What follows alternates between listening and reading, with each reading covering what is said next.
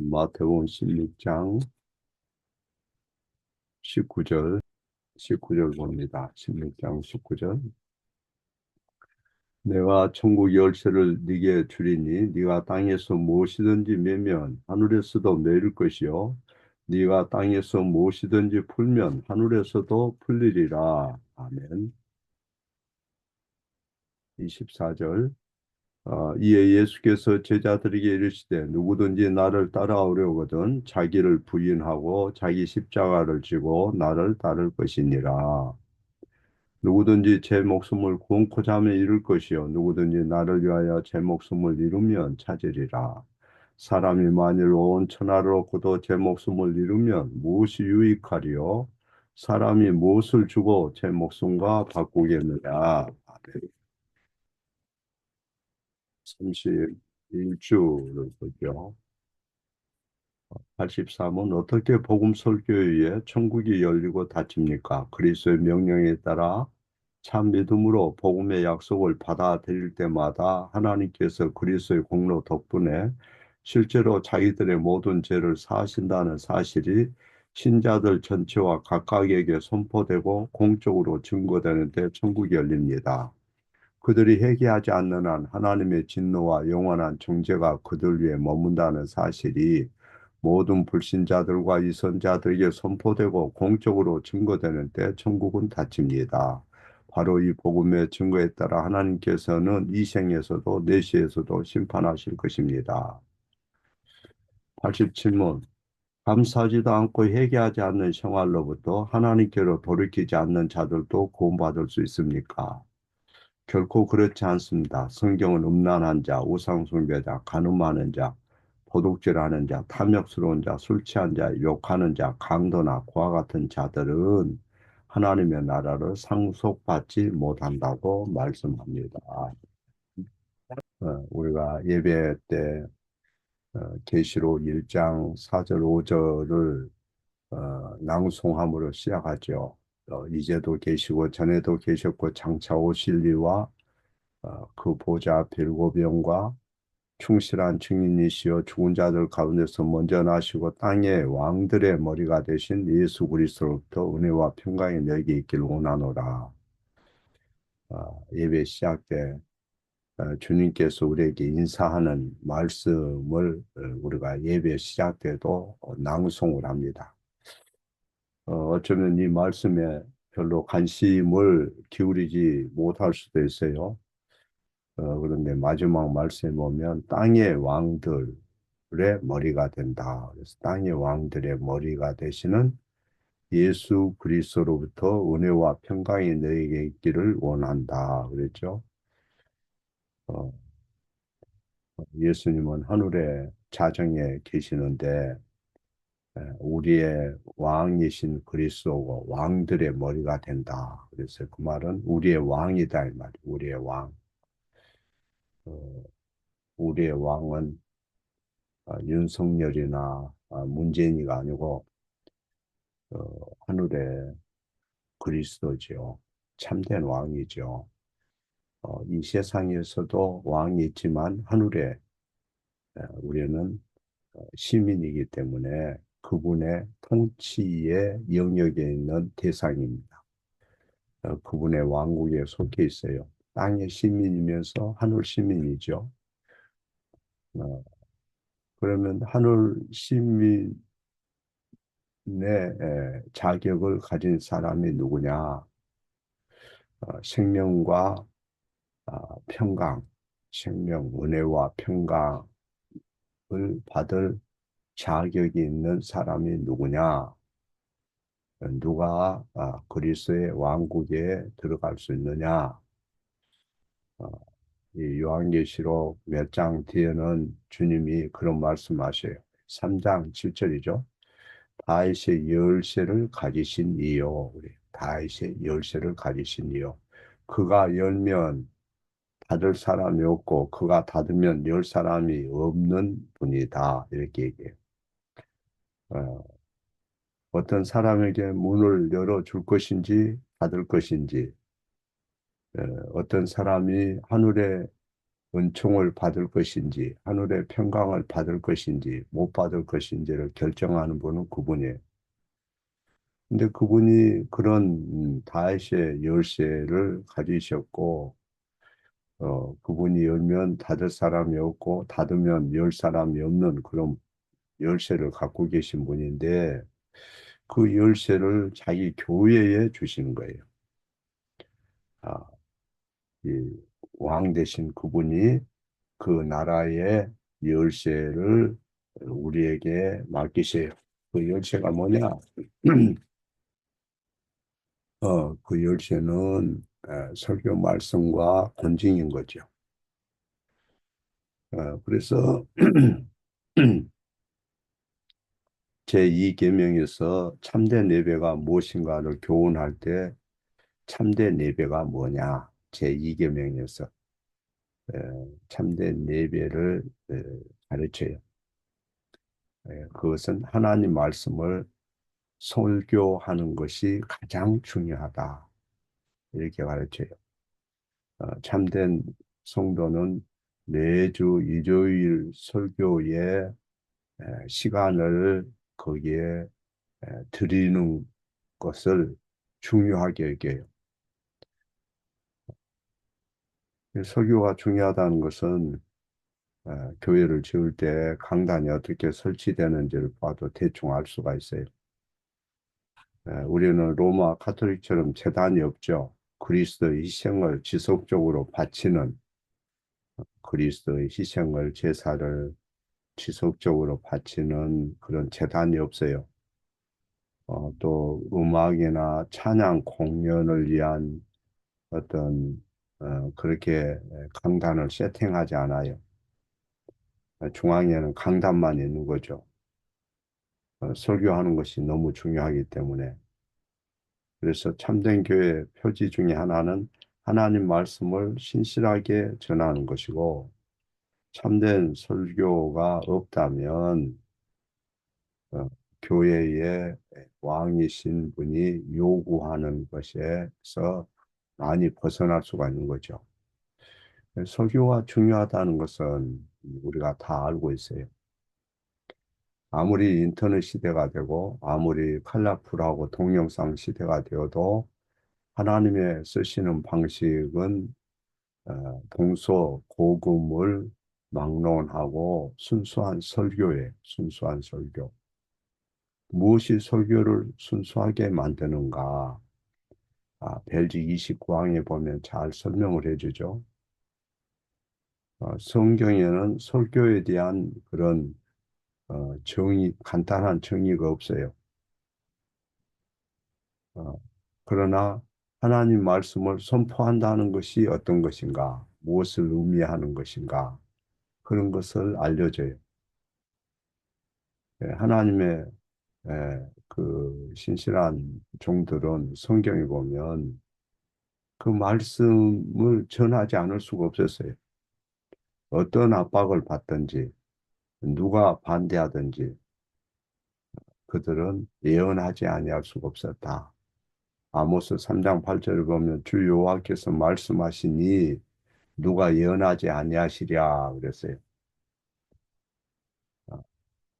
그 베레아 사람들은 간절한 마음으로 말씀을 받고 이것이 그러한가 날마다 성경을 상고하더라 그랬어요. 날마다 성경을 상고했다. 그래서 그들은 인간 메신저, 인간 설교자가 뭔가를 얘기할 때 그것이 기록된 말씀에 에, 부합한지 그것을 늘 비교한 거죠.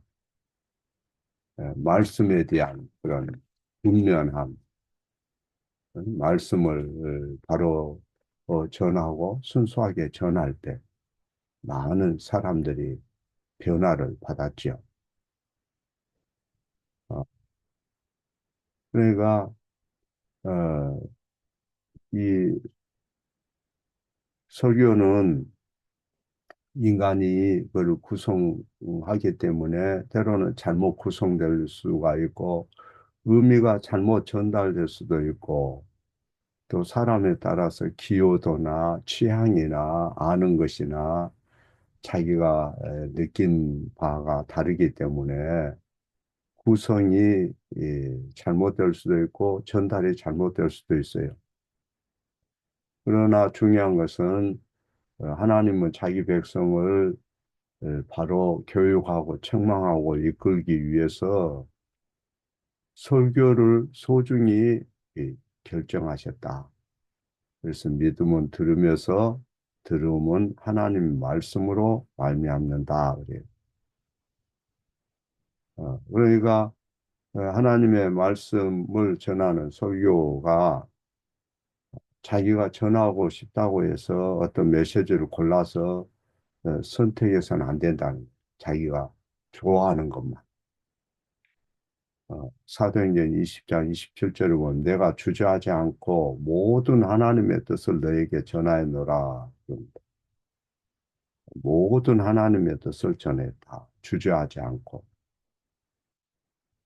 그래서 회중이 듣고 싶어 하는 것만 골라서 전하는 것도 안 되고, 어, 설교자가 좋아하는 것만 골라서 해도 안 되고, 하나님의 뜻을 전하는 것이 목적이에요.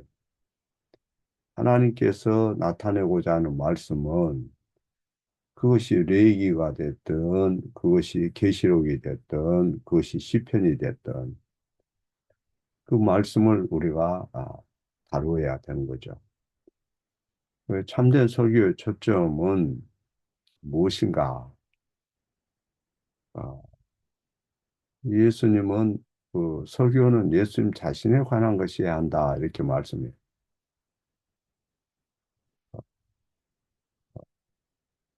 가이사랴 빌립보에서도 제자들에게 사람들이 나를 어떻게 말하더냐 이렇게 물으셔요. 내가 나를 누구로 아느냐? 어떤 선생으로만 아느냐? 친구로 아느냐? 친구는 적적할 때, 우울할 때 필요한 것이고, 또 선생은 지혜의 어떤 말을 전하는 것이고, 아니면 어, 하늘의 어떤 통치자로만, 전능자로만 인식하고 세상 살면은 전혀 관심이 없는 그런 분으로 혹시 알지는 않느냐? 그걸 묻는 거예요. 베드로가 주는 그리스도시요 살아계신 하나님의 아들입니다 고백하죠. 그때부터 예수님은 자기가 예루살렘으로 올라가고 많은 고난을 받고 죽임당하고 제3일에 다시 살아날 것을 분명히 제시하셨어요. 베드로는 그 뜻이 무슨 뜻인지 알지 못했어요. 그 말이 무슨 뜻인지. 예수님은 자기의 고난과 죽음과 부활을 통해서 그 복음을 듣고 사람들이 그것을 신뢰하고 어, 천국에 들어갈 길을 열어 주신다는 말씀인데 그래서 그 말씀이 전파돼야 된다 하는 것이었는데 베드로는 그것을 잘 이해를 못했어요. 그래서 나중에 이제 부활하신 주님에 대한 에, 그런 체험을 하고 사도행전을 보면 베드로가 십자가 못 박힌 예수와 부활하신 예수에 대해서 전하고 바울도 그걸 전해요. 어, 그래서 우리는 예수 그리스도와 그가 십자가에 못 박히신 것을 전한다 그랬어요. 그래서 오늘날 교회는 이것을 가장 으뜸으로 생각해야 되고 교회 모든 직분자는 이것을 전하는 데 초점을 둬야 되고 오직 한 분 예수 그리스도가 초점이에요. 그 예수 그리스도를 전한다는 그 자체가 특권이고 영광이고 우리의 소명이 된 거죠.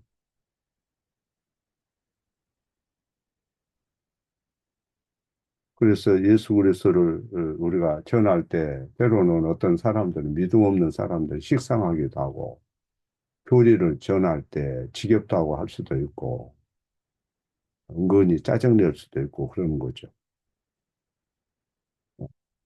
그러나 사도들은 그리스도와 십자가에 못 박히신 그분을 전하는데 온 생애를 바쳤어요. 신실한 설교자는, 신실한 교회는 예수님의 메시지에 항상 주목하는 거죠. 성경 전체는 예수님에 대한 말씀이에요. 왜 그분에 초점을 둬야 되느냐? 만물이 그분으로 인해서 생겨나고 만물이 그와 함께 서고 그분이 우리의 모든 죄의 문제를 해결하고 사단으로부터 해방하고 지옥에서 해방하고 영생을 안겨주고 하기 때문에 모든 눈이 그분께 고정돼야 되고 주목해야 돼요. 그래서 우리의 상황이 어떻든 그리스도의 말씀을 우리는 드려야 되고 전하고 그걸 하라고 하나님 부르신 거예요. 우리의 앞날의 걱정이 어떻든 내가 오늘 할 일이 무엇이든 오늘 기쁨이 무엇이든 시험이 무엇이든 오늘 내가 무엇을 하고 싶든 갈망이 무엇이든 구원의 이 말씀을 떠나면 삶에 의미가 없어요. 그래서 그리스도의 구원의 이 말씀, 이 그리스도의 말씀, 성경 말씀은 천국을 여는 열쇠다. 천국 열쇠다. 죄의식으로 짓눌린 사람에게 고통을 덜어주고 안도하게 하고 진정시켜주고 불안해하고 초조하고 근심하는 사람에게 기쁨을 안정을 주고 뭔가 중독되어 있는 사람에게 소망과 용기를 주고 관계가 파탄된 사람에게 평안과 회복을 주는 거예요. 슬퍼하고 힘들어하고 그런 사람에게 위로가 되고 왜 위로가 되느냐? 예수님이 그 일을 하셔요. 근본적으로. 우리를 도우시고 용서하고 회복해 주시겠다고 약속을 수없이 하셨어요. 두려워하지 말거라, 두려워하지 말거라. 내가 살아났느니라, 내가 함께하느니라, 세상 끝날까지 함께하마. 수없이 말씀하시고 모든 사건이 있을 때마다. 그래서 그 주님에 대한 말씀, 그걸 우리는 전하는 거예요. 그 말씀에 우리는 진지하게 들어야 되고, 그 말씀은 영원한 문제를 다루는 것이고, 현실의 문제를 다루는 것이고, 실제로 우리가 믿을 수 있는 거예요. 죽었다가 살아나신 분이 그분이고, 나를 대신해서 저주받은 분이 그분이고, 그분의 이 말씀이, 복음이 천국을 열어주는 거죠. 질이 84번에 보면 하나님은 그리스도의 공로 덕분 때문에 실제로 참 믿음으로 복음을 받아들이는 모든 사람의 죄를 정말로 용서하신다 그랬어요. 이것이 각자에게 선포되고 증거될 때 천국이 열린다 그랬어요. 설교는 참 믿음으로 복음 설교에 응답 않는 사람들에게는 경고가 따라요. 하나님의 언약을 무시해버리고 하나님 언약 안에 머무르지 않는 자들이 당한 그 고통에 대해서 성경은 설명을 해요. 그리스도의 약속을 하찮게 여기는 사람, 경멸하는 사람에 대해서 아주 엄한 벌이 따를 것을 경고하는 거죠. 예? 그분과 교제를 어색해 하거나 낯설어 하거나 인색해 하면 지류 87절에서 뭐라고 그래요? 세상을 사랑하게 돼 있어요. 예전에는 애롭고 힘들어서 하나님 이것 주세요, 이것 주세요 해서 줘놓으면 그것이 우상이 돼가지고 나중에 하나님 말씀 안 들어요. 하나님 나 이것 주면 살겠어 이것 주세요 주세요 하고 통곡하고 울어놓고 하나님이 주시면 언제 그러냐는 듯이 싹 마음이 변해서 교만해지죠. 우상이 돼가지고 주님의 말씀을 희석시키고 믿지 않고 그리스도를 인색해 하는 거죠. 예, 하나님의 나라를 유업으로 받지 못한다. 지를 87에 그렇게 경고해요. 교회에도 설교 듣고 앉아 있는다고 해서 다 메시지를 믿는 게 아니죠. 교회의 강단에 앞에 늘 앉아 있다고 해서 모든 사람이 다 그 왕국에 들어가는 거 아니잖아요. 지리 84에 보면 모든 불신자들, 위선자들에게 회개하지 않는 한, 어, 그들이 회개하지 않는 한 하나님의 진노가 그들에게 머문다. 영원한 정죄가 머문다. 이렇게 선포되고 공적으로 그것을 설교할 때 얘기한다는 거죠. 그래도 마음 열지 않으면 천국이 닫힌다는 거죠. 예수님은 사랑과 자비가 많으신 구주지만 예수님의 공로를 받아들이지 않는 것은 하나님의 절대적인 의와 완전한 의를 거부하는 거기 때문에 하나님이 그를 받을 수가 없어요. 그리스도를 따르지 않고 자기를 부인하지 않고 십자가 지지도 않고 희생하려 하지 않고 그렇게 하면 온 천하는 자기가 얻을 줄 모르겠어요. 온 천하 얻는 사람도 없지만 온 천하를 얻고도 자기 목숨을 잃으면 무엇이 유익하겠느냐 이렇게 물어요. 16장에서 마태복음 16장이죠.